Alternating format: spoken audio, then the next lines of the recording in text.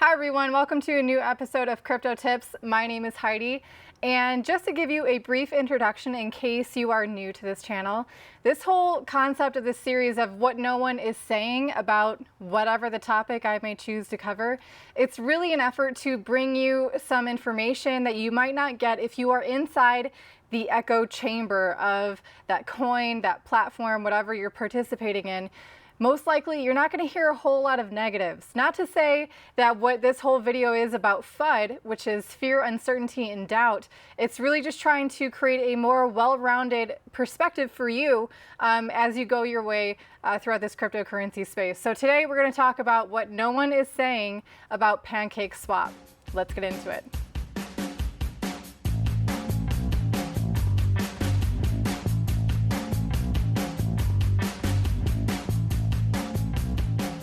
First, we have to look at the blockchain that Pancake swap is functioning on top of, because for those of you who don't know, Pancake swap is a decentralized finance or DeFi protocol that allows for things like liquidity providing, liquidity mining. A lot of income can come from participating on Pancake swap. Huge returns, huge APYs coming out from Pancake swap, and it's getting a lot of attention. So because of that, you have to look at the foundational layers of the blockchain that this protocol is currently functioning on, which is the Binance Smart Chain. Now, BSC, as they call it, it has gotten very popular this past year for being super fast, super cheap transactions, especially compared to Ethereum. Now, because this is tied to that really popular centralized exchange that is Binance.com, it's also, I think, got a lot better onboarding because of that. So anyway, here's the thing that you need to know about Binance Smart Chain. It is actually very centralized. What you need to know about it is that Binance Smart Chain is run by a relatively small number of nodes, but most importantly, each of these nodes is tied in one way or another to Binance, the company. And this is further illustrated in the fact that each of these nodes mines a block in a very ordered fashion, almost like it was a predetermined order that each of these nodes gets to mine a block. Not so much showing that it's based on actually how much stake is being put up by each of these nodes. It should be more like a lottery situation, not so much like a planned, very regimented, very predictable order that these nodes are going to be mining blocks. Again, because Pancake swap functions on top of this Binance Smart Chain, if that high level, really it's pretty freaking concentrated level of centralization happening there, if that were ever to be taken advantage of or manipulated, Pancake swap would also be affected. So what I would love to see is, because Pancake swap is a protocol, I would love to see it deployed on other blockchains, just so that it could be, have an even better chance of long-term success. For example, Aave has done this as well, a really famous DeFi platform on Ethereum, and now that platform is also on Matic as well. I also want to report right off the bat that Pancake swap has scored 42% on the website DeFiSafety.com. If you don't know it yet, I highly recommend you check it out.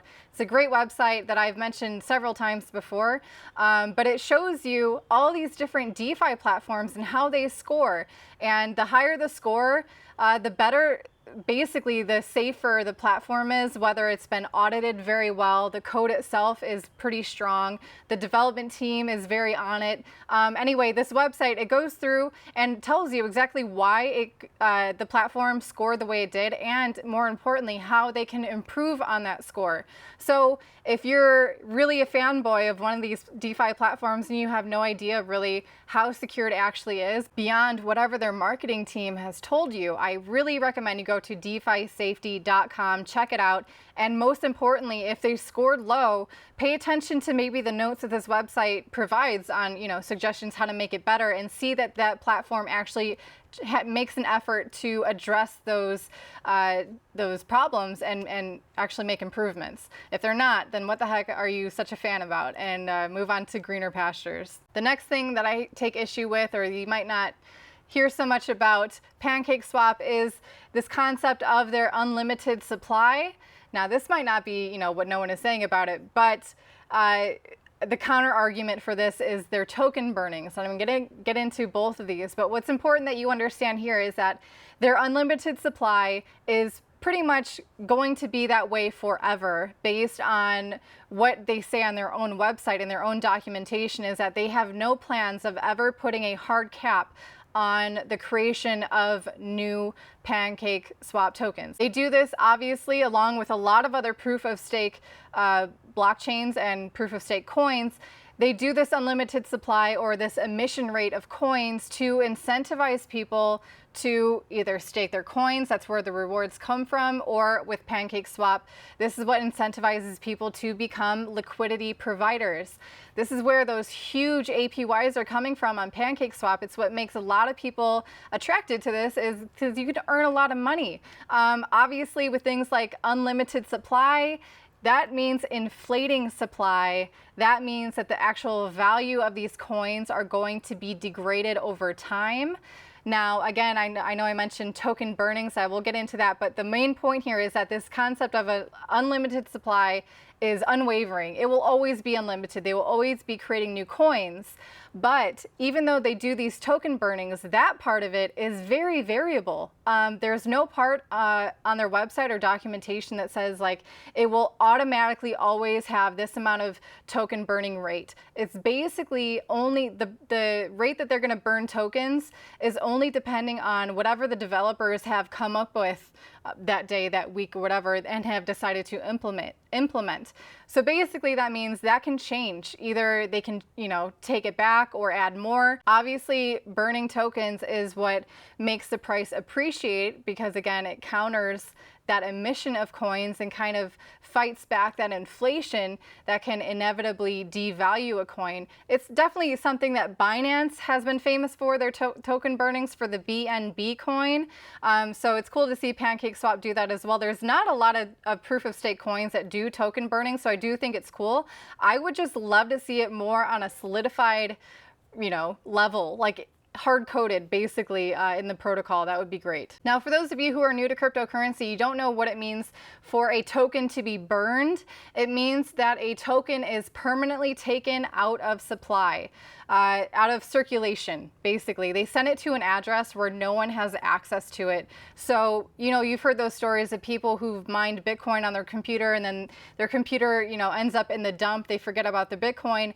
That Bitcoin is essentially never going to see the light of day again, and so it doesn't actually count towards the actual supply. Token burnings is a way to create scarcity with a coin, and they do so by taking it out of circulation permanently. And the last issue I have with the token burnings, for sure, is that, again, the rate that they're burning is not hard-coded, but also the process of actually doing the token burnings is done manually on PancakeSwap. Now that for me is a huge red flag. It means, there's a lot of wiggle room there for whether it's an exit scam or a rug pull. It's definitely something to pay very special attention to. And moving forward, I hope that they change this to be automatic and, not set to the whims of whoever is doing it. Now, also getting back to that unlimited supply point, I gotta hit it home one more time. This is taken directly from their website. It says, by reducing the amount of cake made per block, we slow inflation. This has already been done once. The first reduction in block emissions effectively reduced the number of cake produced from 40 cake per block to 25. But we don't want to do this too frequently, too early. For the same reason, we don't want a hard cap. We want to incentivize people to provide liquidity. So again, if you're going to compare it to something like Bitcoin, where every 4 years it has the halvening event where the block rewards are cut in half every 4 years. Unlike that, PancakeSwap does this sometimes, again, on a whim, can be subject to change. There is no real consistency here with the rate of coins being produced and also the rate of coins being burned. Also, if you go ahead and take a look at their website, at their documentation, and look at the tokenomics of Cake, and you look at their emissions and their burn rate and where the coins go and which ones qualify to be burned and whatever, it's not very straightforward. In fact, it's quite complicated, and to me, that just makes it seem like they made it more complicated than they need to, so then it can justify the little intricacies and maybe give them some wiggle room to do what they want with the supply, basically. It's not very simple, and to me, that gray area can be dangerous. And speaking of that, I want to know what the heck is going on with the dev address, because according to their documentation, it looks like coins are minted specifically to be given to the dev address, which is then burned manually, by the way, on a weekly basis. So I don't know what the heck is going on. Why would they create coins just to burn them? If someone can enlighten me, that would be great in the comments down below. I don't know that that makes any sense in any world. But anyway, that's just one of those situations you really need to pay attention to. Especially if you're considering things like exit scams and rug pulls, when you have coins that are being created specifically to be sent to an address and they're only burned manually on a weekly basis. I don't know, it seems kind of fishy to me. But anyway, that's what I have to tell you about Pancake Swap. Maybe you haven't heard any of this before, maybe you have. I hope that you have and you've come to terms with it, or you've taken that into consideration when you're deciding how much you're willing to invest in Cake, or how much you're willing to actually, put to work on the Pancake Swap protocol. So anyway, if you guys enjoyed this video, I really appreciate it if you leave a like and hit subscribe with a bell notification so you can get more videos like this when they come out.